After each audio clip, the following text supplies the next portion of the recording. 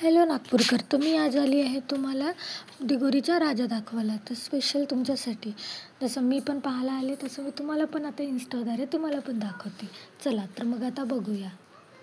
तर आधी सगळ्यात आधी रांग लागलेली आहे आणि खूप गर्दी असल्यामुळे खूप गर्दी होती.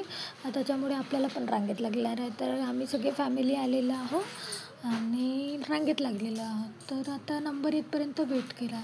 फायनली आम्ही पोचलो, प्रवेशद्वारपर्यंत पोचलो. आणि ही माझी बेबी आहे, ती पण मला म्हणत होती की मम्मी मला पण दाखव ना ब्लॉगमध्ये. तर मी म्हटलं चल ठीक आहे. तर मग स्टार्टिंगमध्ये त्रिशूल येते आणि मग हे जाण्यासाठी रस्ता येतो.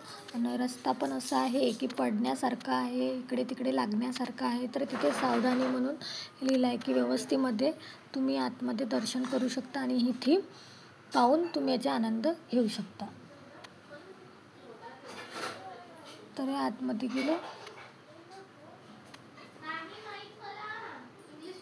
आतमध्ये असे देव वगैरे दर्शन आहे छान, हनुमानजीचं वगैरे, गणपतीचं वगैरे.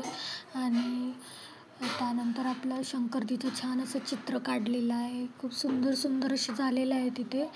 आणि मग भूताची थीम येते, तिथं बाजूला भूतं आहेत आणि भूतामध्ये खूप इंटरेस्ट आहे. तर ते खूप म्हणजे अशी भीती वगैरे दाखवतात. तर लहान लेकरं ऑब्व्हियसली रडतात. तर जे रेडवाला होता तो तर खूपच डरावनी होता. ते असं चिपकून राहतात आणि खूप भीती वाटते, भिटण्यासारखे आहे.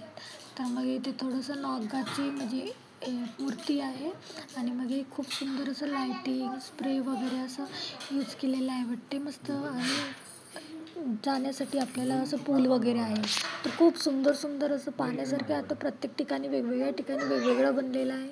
तर चला आपण अजून या पुलावरून जाऊन आणि आनंद घेऊ आणि समोर बघू की आपला दिगोरीचा राजा कसा आहे.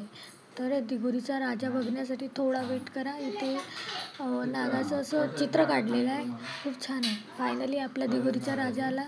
तर मी पण दर्शन केलं, तर तुम्ही पण दर्शन करा आणि एक्झिट व्हा रस्त्यासाठी. चला, थँक्यू.